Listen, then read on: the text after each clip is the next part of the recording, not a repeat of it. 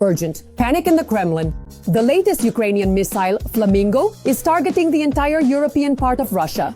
A live on-air meltdown with Skabeyeva has frightened half of the Russian population. Fierce retribution for the occupiers, the Ukrainian Armed Forces are breaking through the front. Even the Kremlin sabotage groups can't withstand our strength. A military greeting for the Kremlin. 10 countries are ready to defend Ukraine.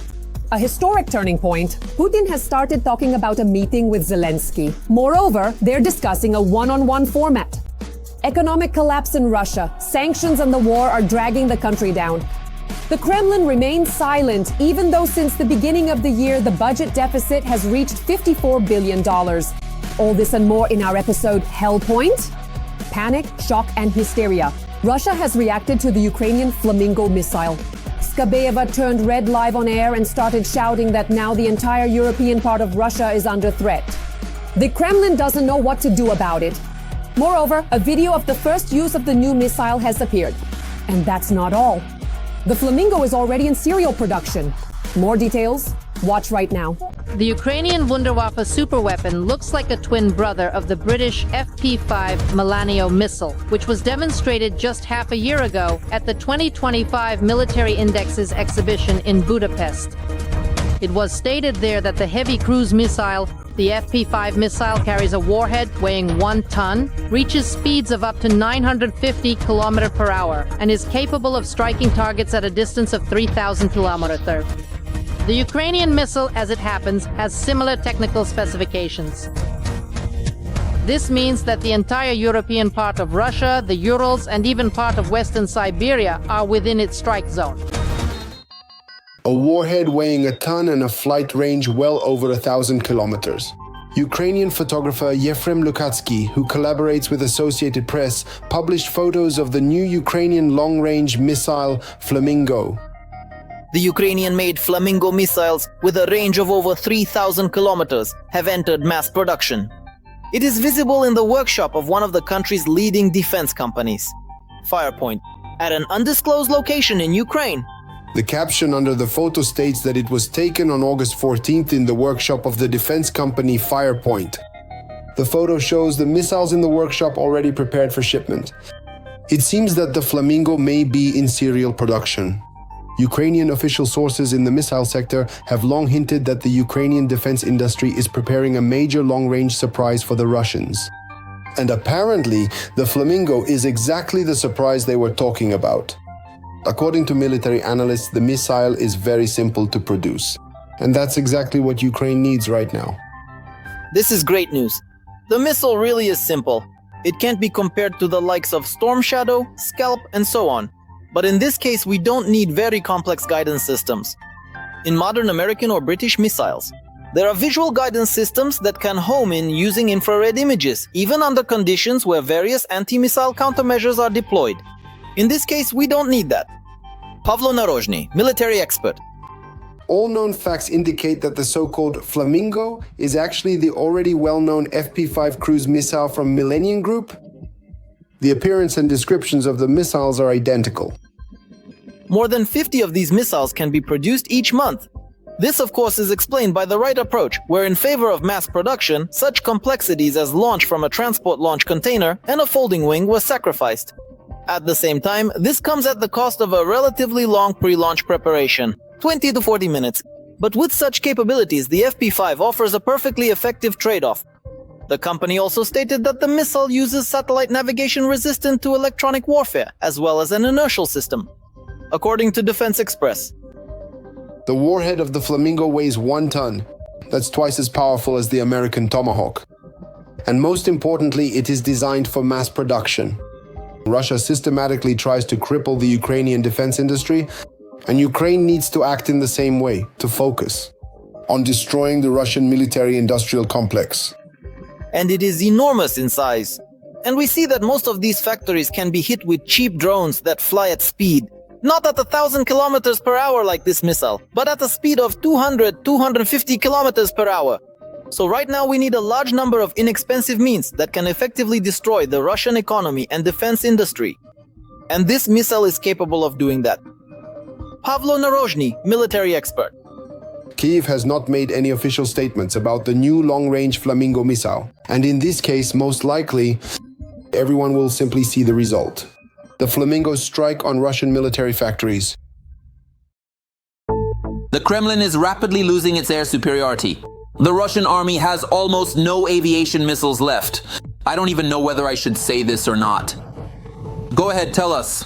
The main intelligence directorate of the Ministry of Defense of Ukraine has published information that Russian enterprises involved in the production of Kh-59 and Kh-69 missiles are experiencing serious difficulties due to the sanctions imposed on Russia.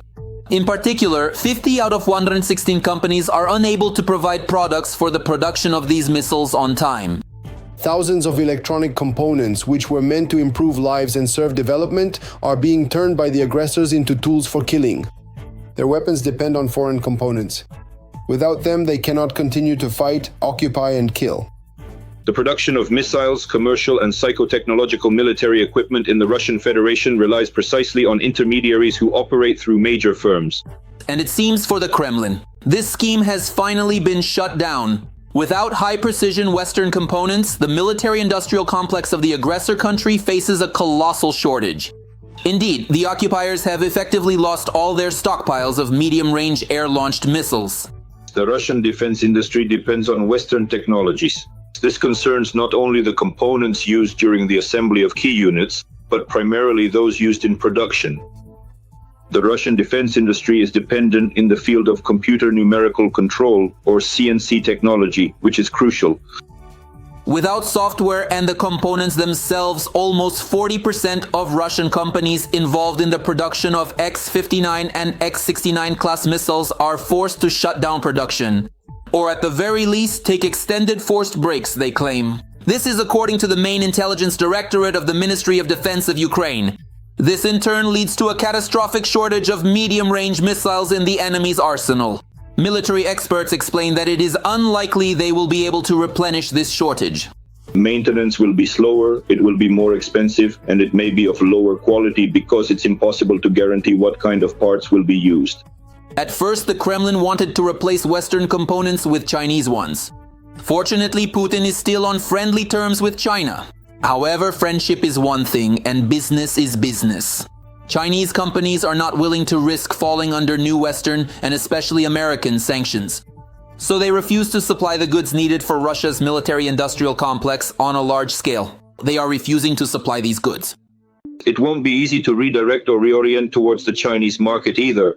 So they're trying to replace, accordingly, Western countries' technological equipment with much cheaper copies that are produced in China.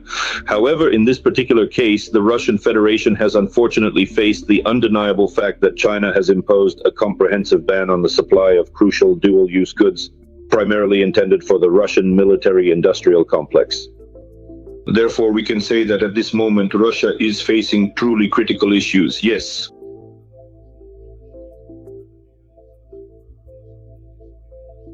The acute shortage of components for the Russian military-industrial complex has even led to what is called missile cannibalism.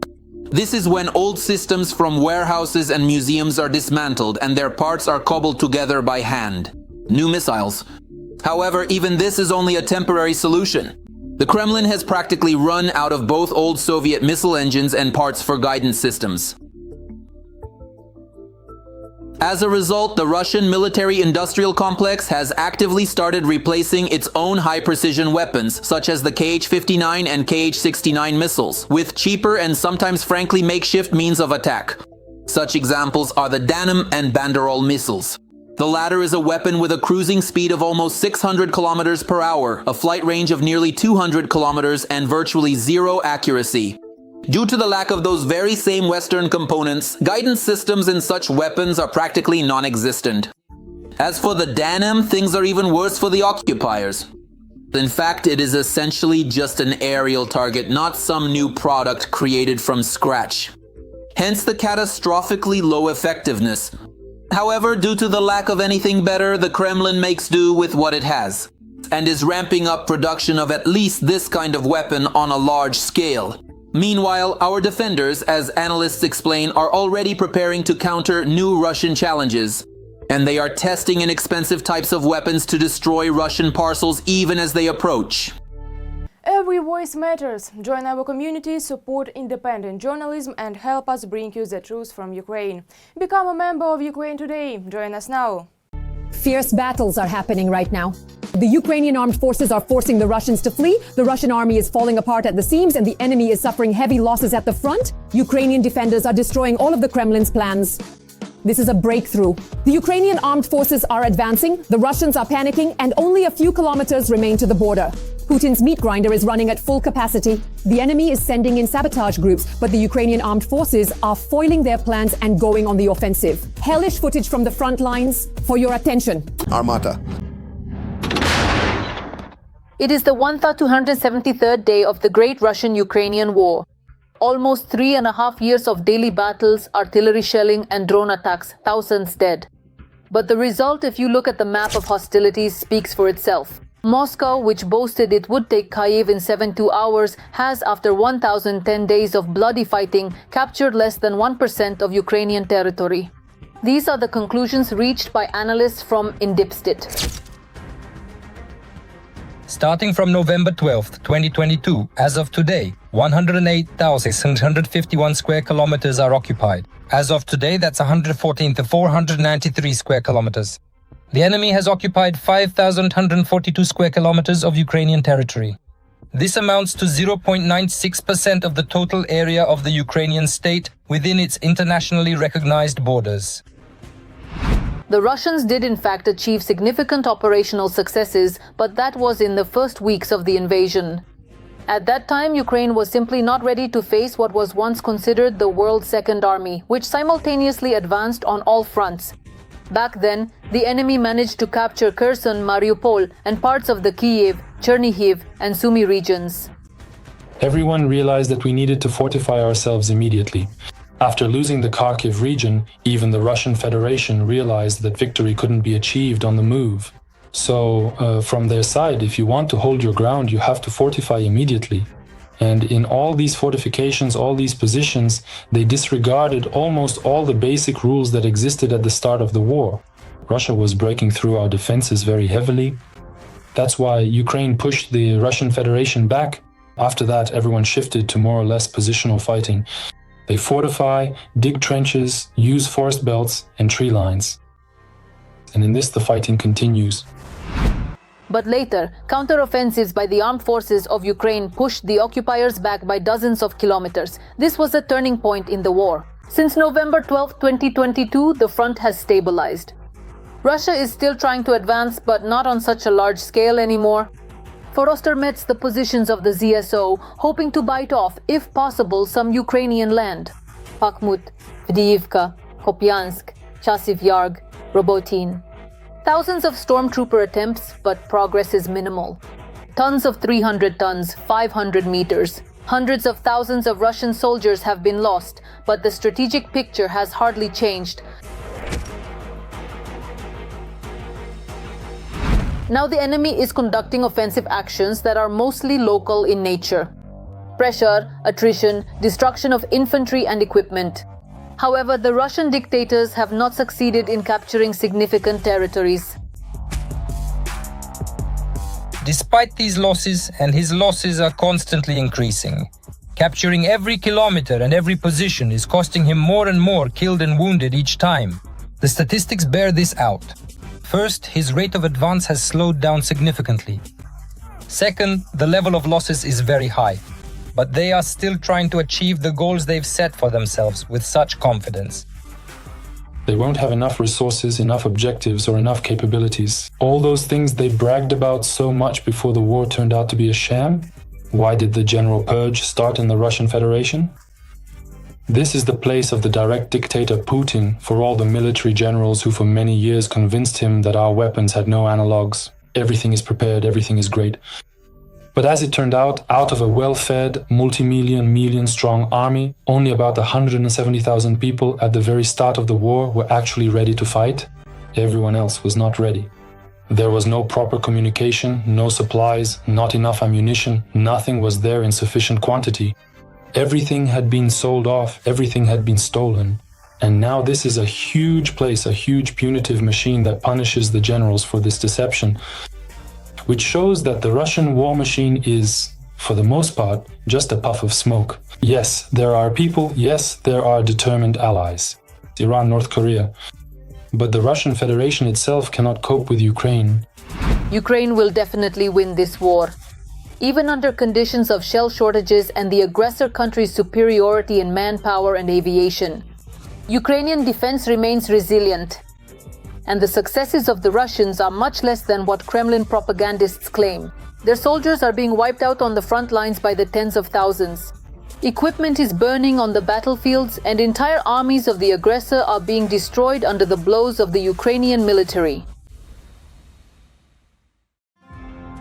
Under the cover of a possible ceasefire, the Russian army is actively moving columns of armored vehicles, tanks, and manpower to the front.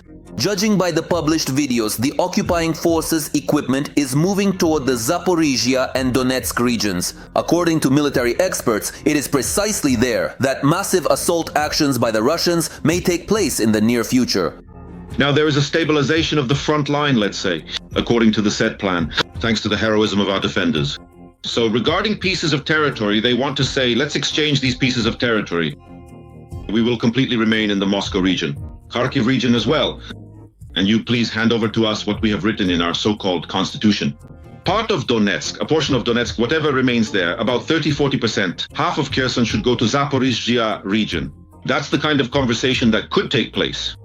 The Russian dictator is putting pressure on Ukraine even at the diplomatic level.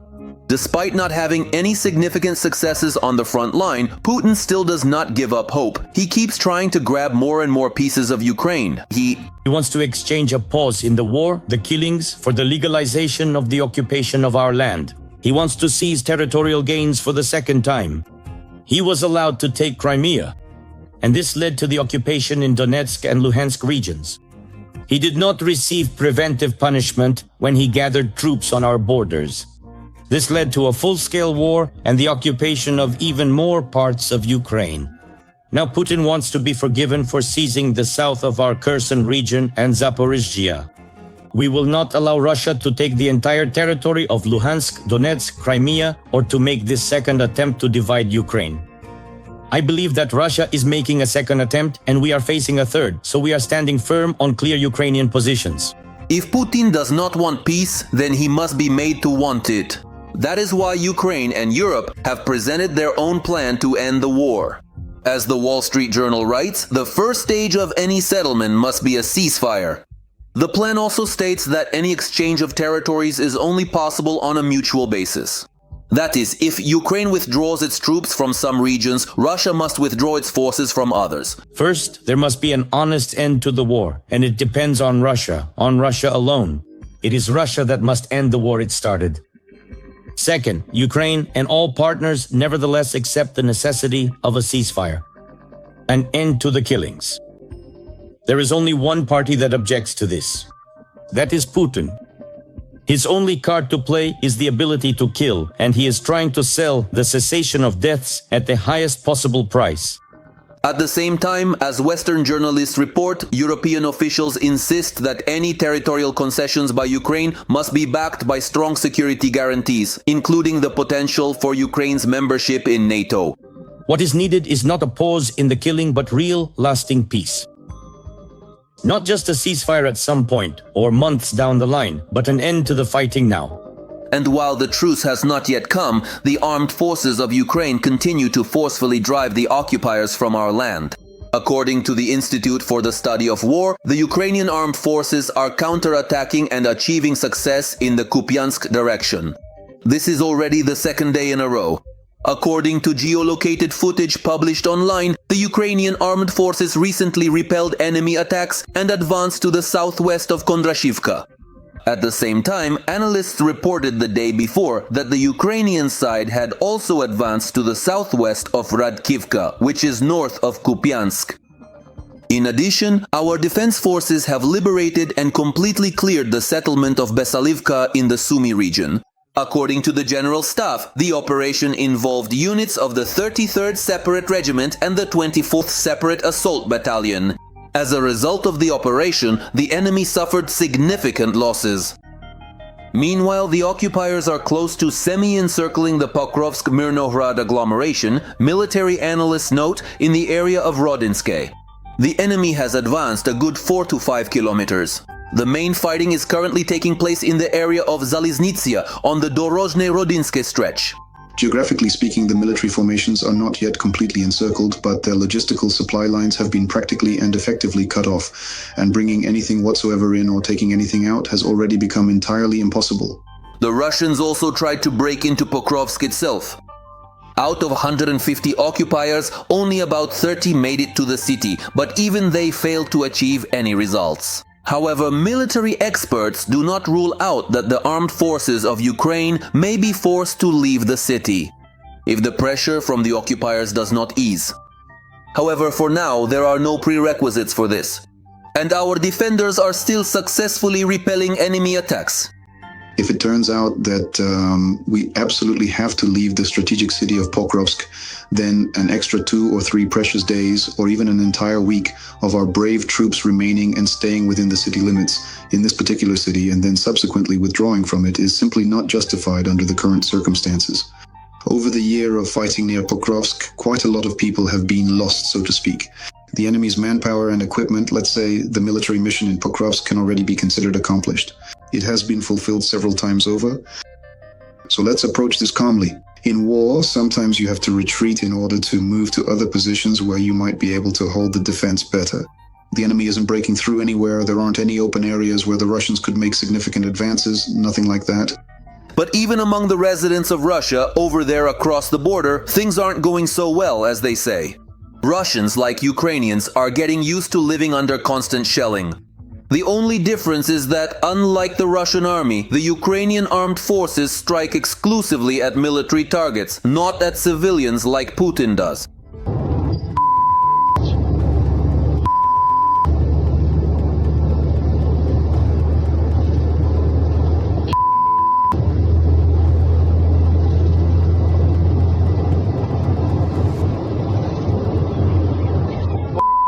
Last night, unidentified drones attacked the Saratov region. Russians are widely complaining about explosions and a fire in the regional center, in the area of the local oil refinery, which became a legitimate target for the drones. God, please help. What should I do? I'll handle it. According to Russian media reports, a whole series of explosions thundered over Saratov and Engels last night, about 8 in total. Russians claim that air defense systems were allegedly operating and flashes were also seen in the sky. However, the burning oil refinery is clear evidence of the poor performance of the occupiers' air defense. Things are really quite tough there.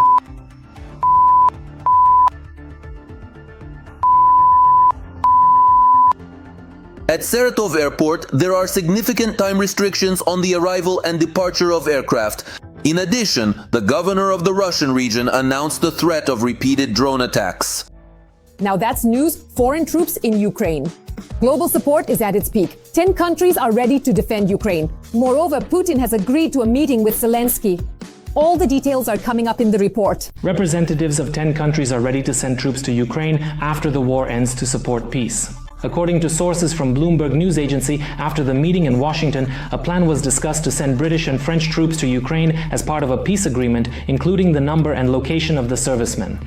It is known that in total, 10 countries have expressed their readiness to send military contingents, including in other formats.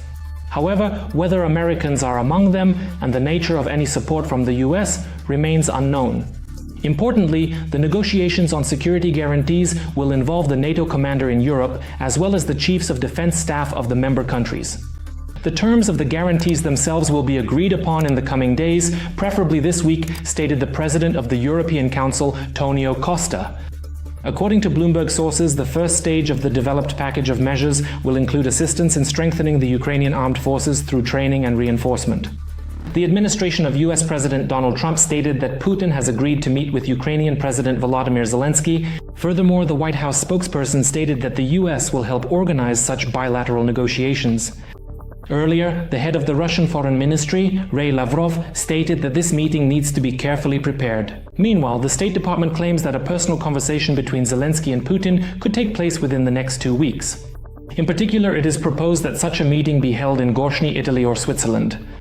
Meanwhile, Trump became so preoccupied with the issue of Ukraine, or perhaps more with his desire to win the Nobel Peace Prize, that he even refused to go on vacation and decided not to visit his golf club. The White House even stated that their boss hopes he will get into heaven if he ends the war in Ukraine. Earlier, Donald Trump said in an interview that if he can make it so that 7,000 people are not killed every week, that would be wonderful. Sanctions, war, and dependence on China are all driving Russia's economy into a huge pit. Last month, the budget deficit amounted to $13 billion, and since the beginning of the year, it has reached a total of $54 billion. This is more than the annual expectations. Moreover, expenditures have increased 9 times more than revenues. How problems with the economy are being covered up in Russia and what all this could lead to. Watch more in the following report. The war is costing the Kremlin dearly. The budget deficit of the Russian Federation for the first 7 months of 2025 amounted to $54 billion. This was written on his page by the head of the Office of the President of Ukraine, Andriy Yermak. The Russian budget today is a bubble. Just in July, the deficit amounted to a staggering $13 billion. From January to July, it totaled $54 billion. This exceeds the annual expectations. Expenditures have increased by 28% year on year. Revenues only by 2.8%. You can pretend to be Sauron all you want, but when your economy is bleeding out because of the war, you're nothing more than a sinful golem, hiding your meager pocket from the eyes of the whole world. 13 billion rubles. That's more than the annual expectations. The gap between revenues and expenditures is simply catastrophic. The hole in the budget is big, but not that terrible, say Russian economists. The situation is becoming much worse than it was in 2023, 2024. If in previous years the authorities somehow consistently missed their budget deficit targets, sometimes overshooting by 1 trillion or 1.5 trillion rubles, as a result ending up with a hole in the budget of 3.5 trillion rubles, then this year the situation has become truly dire. The war has been going on for 3.5 years now, and there is a systematic destruction of the civilian sectors of the economy. Dozens of industries have become chronically unprofitable, and there is a sharp decline in oil and gas revenues. And now we see that just in January through July, in the first 7 months of this year, the budget deficit has already exceeded the entire revised plan for the current year. 4.9 trillion rubles. And just to put that in perspective, that's 4 times more than what the Ministry of Finance initially planned at the end of last year when they approved the budget for this year. Back in the spring, economic publications wrote that since the end of 2024, a sharp decline has begun to take shape in the Russian economy. The downturn came after a period when the Russian economy was showing growth, despite sanctions and the war. This was also facilitated by additional budget injections, high prices for raw materials, and the militarization of the economy. The high-frequency index, as well as the Goldman Sachs estimate, shows that since the end of last year, Russia's annual GDP growth has dropped from about 5% to roughly 0. Weber, the Russian Development Bank, observes similar trends in its assessment of monthly growth. The business turnover indicator calculated by Sberbank, Russia's largest lender, has declined. The government, though more cautiously, admits that something is happening. At the beginning of April, the central bank noted that recently, a decline in production has been recorded in a number of sectors due to a sharp drop in demand. Despite the figures and expert opinions, Putin has his own view of the budget situation. As for the federal budget, the situation here is stable. A couple of weeks ago, he said that all Russians have already paid for the war through soaring prices and a budget deficit, and claims that military spending will be reduced. But in reality, we see that military expenditures are actually increasing by 25-30% year on year and will continue to grow next year. And accordingly, this means that it won't just be a one-time printing of money this year, but a year of growth, a much tougher economy, and that Russians should get ready to tighten their belts to unpopular decisions and to an even more severe increase in all types of levies. Tariffs of monopolies, housing and utilities, recycling fees, excise taxes, duties, the failure of semi-national projects and cuts, sequestration of spending on the population, the social sphere, healthcare and education. The situation is so dire that in many regions of the Russian Federation, according to the main intelligence directorate of Ukraine, One-time payments to those who sign a contract with the Russian army have been almost halved. Amid the federal budget deficit and deepening financial problems, one-time payments for those who signed a contract with the army have been reduced in the following regions. In Bashkiria, the payment dropped from 1.6 million rubles to 1 million, and in the Yamalo-Nenets Autonomous Okrug from 3.1 million to 1.9 million. In the Belgorod region, payments have fallen from 3 million to just 800,000. In Nizhny Novgorod, payments dropped from 3 million to 1.5 million. In July, the EU introduced its 18th package of sanctions and lowered the price cap on Russian oil from $60 to $47.6 per barrel. As a result, according to Bloomberg, Russia's oil revenues fell by a third in the second summer month. And although only the Kremlin knows the real state and deficit of the budget, it seems that a default in the Russian economy is not far off. That's all from me for now. This was Victoria Panchenko with you. Even more scorching news from the front in our next episode. In the meantime, don't forget to subscribe and leave a like. See you soon.